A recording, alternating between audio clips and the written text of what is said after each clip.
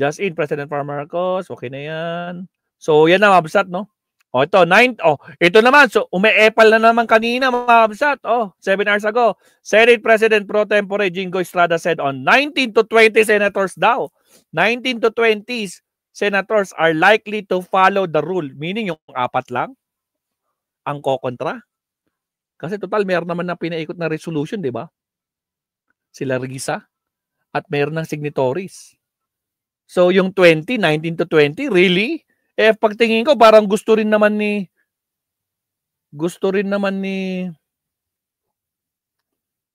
sino yun? Mga Tulfo, di ba? Tuloy ang impeachment. Oh, really? 19 to 20, sigurado ka, Jinggoy? Susundin daw yung ruling ng Supreme Court? Are you sure? Magkakalaman tayo sa August 6, mabsat. Actually, may video nga yan eh. Shinare ko din. Okay. O siya, pati ito, nag-file din sila ng complaint, no? The citizens' complaints behind the first impeachment, yung first against Vice President Sara Duterte, have filed a motion for reconsideration before the Supreme Court, urging that the 15 members court revisit the overturn in its ruling decided unconstitutional. That was article. The petition led by Dr. Silvia Estrada Claudio argued that the decision set dangerous perspective that could further weaken the mechanism of public accountability against erring impeachable official. Nako po. Pwede naman to. Carpio, Supreme Court ruling on VP Sara could make previous impeachment void. Retired Supreme Court Senior Associate Justice Antonio Carpio believed that the High Court ruling that declared unconstitutional the article of impeachment against Vice President Sara Duterte could also make up previous impeachment proceedings against the former President Joseph Estrada and Chief Justice Corona. Void from the beginning.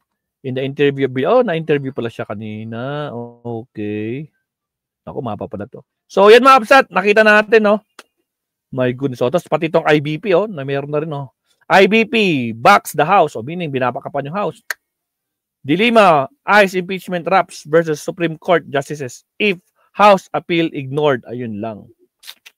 Pag in-ignored yan ng Supreme Court, paktay tayo dyan. Uy, bago lang to, 4 minutes ago. So, yan mga kapatid, yan yung update so far sa mga taga-UP law professors, no? So, gagalaw kaya sa tama? So, ang tanong ni Maestro Mabsat, may tiwala ka pa ba sa Supreme Court? Wala na. 94%. Grabe naman, no, mga Mabsat. We respect, sabi nga ni Attorney Claire, or sa side ng Malacanang, we respect the decision of the Supreme Court. Kahit we don't agree. Parang merong hindi tayo nag-agree, pero we respect. Kasi nga, Supreme Court na yan yung last eh. Diba? Tsaka yan talaga yung mga stand ng mga lawyers kung saan sila nag-oath. Talagang Kaya nga yung isa, ume-epal, di ba? Pero may sagot dyan, mga kapsat. Ito, wait lang. May sagot dyan. Sumagot si Leonin, mga kabsat. Pakita ko sa inyo. Kabsat, Pestrable, good luck na lang. Gagalaw yan. Baka malaki na ang kinobra. Ayun lang, patay tayo dyan. Simply Talkies. Naspak tayo dyan. Naspak. Nako po. Shout out, Mabel Kinjo. Teka lang. Puntahan natin yung sinabi ni Briones, Mabsat. Puntahan natin. Dali. Doon sa senior ko na lang. Total, na-share ko na rin eh. DDS, kaya pa ba? Ito nga. Patalastas muna. Kaya medyo kakauwi ko lang, Mabsat, Ayan, nasa event ako kanina, Mabsat. Pasensya na. Ayan, nasa event po tayo kanina. Kaya medyo super busy po tayo sa ating mga ginagawa sa buhay-buhay. Nako po. Wait lang. Asan na yun? Topacio. Tambak na naman tayo ng mga share. Nako, pati si si Jingo, ito yung sasabi niya kanina. Patalastas. Abide by the ruling of the Supreme Court. The Supreme Court daw. No more impeachment trial. No more. Because ang sabi ng... no more impeachment trial daw. Guys, tandaan nyo, re-electionist to, re-electionist to sa 2028. Ay, nako. Supreme Court, sa decision ng Supreme Court, ang sabi ng Supreme Court, The Senate has no Ang tanong, jurisdiction. may boboto pa ba kay Jinggoy sa 2028? Press 1 sa mga boboto, press 2 sa hindi. O, mga kabsat. Press 1 sa mga boboto kay Jinggoy, press 2 sa hindi. Meron ba? Walang nagre-react sa inyo, ha? Bakit nga eh? Tingnan ko nga. O, mga kabsat. Sabi nila, susundin daw nila yung Supreme Court. Nakapaw. Election sa 2028, mga kabsat. Jinggoy Estrada. Ito, mga kabsat, no? Real talk tayo. Kung sakali man mag-vote sila, pero pinipigilan nito Pasio, wag nyo na dapat ginagawa yan. Kasi the fact na gagawin nyo mag-vote pa kayo dyan, kung majority vote or what, the fact na ginawa nyo, manalo man kayo, matalo dyan, or sino man manalo dyan, kinokontra nyo na kagad. Kasi dapat sinusunod nyo na, di ba? Sabi nito Pasio, di ba? Yun nga lang, umaalma yung mga dating Supreme Court justices. Andyan sila Ascuna, di ba? Pati yung mga dati, yung mga mas matagal pa. 'Di ba? Pati si yung babae, anong pangalan, si Carpio, 'di ba? Sereno Carpio ba 'yon? Oh, Chief Justice. Nako po, nagre-react na din. Nako po, basta ito mga kabsat. Tuloy natin. Jinggoy. Nako po, election sa 2028. Kaya ito kinakatakutan nila kasi ayaw na nila. Sundin na natin yung Supreme Court. Kasi kung magdi-decide pa tayo, magiging bad. Kung sinabi natin, sundin natin ang Supreme Court. Naku po. Ano magiging tingin ng taong bayan? Ha? Anong gagawin ng taong bayan? Naku po. So ito, maganda to. Pag nangyari to, hayaan natin sila mag-vote. Pero, good luck sa 2028. Okay, Jinggoy, pasok. To abide by the ruling of the Supreme Court. So kung ganun, no more impeachment trial. No more. Because ang sabi ng Supreme Court, sa decision ng Supreme Court, ang sabi ng Supreme Court, the Senate has no jurisdiction already. Dahil unconstitutional nga yung final ng House of Representatives. So, we do not have any. Unconstitutional dahil may ginawa silang bagong ruling. Di ba? Yung initiate. Pag sinabing initiate noon, initiate, file, and referred. Anong ginawa nila? File. Walang referred. Therefore, walang initiate.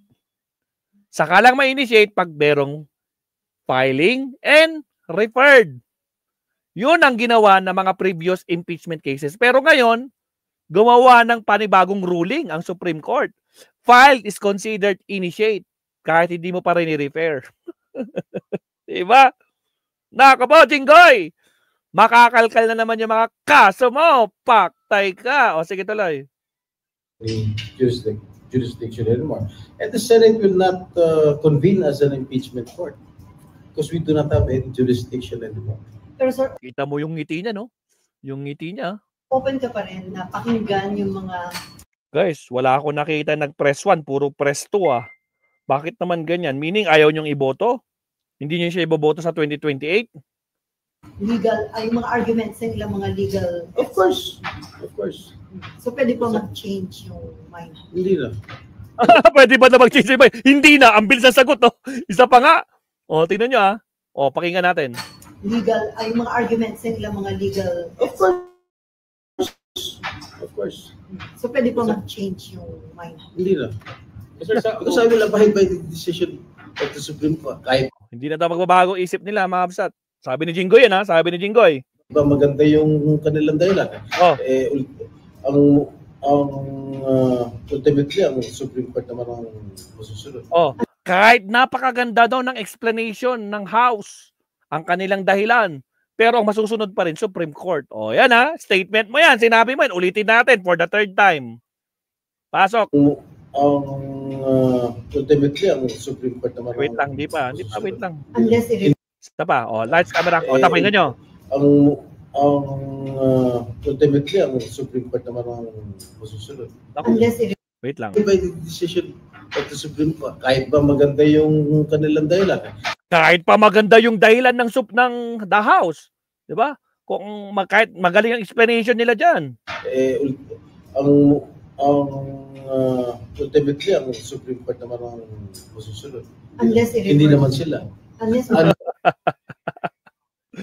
Ayun na nga. Kanino ba?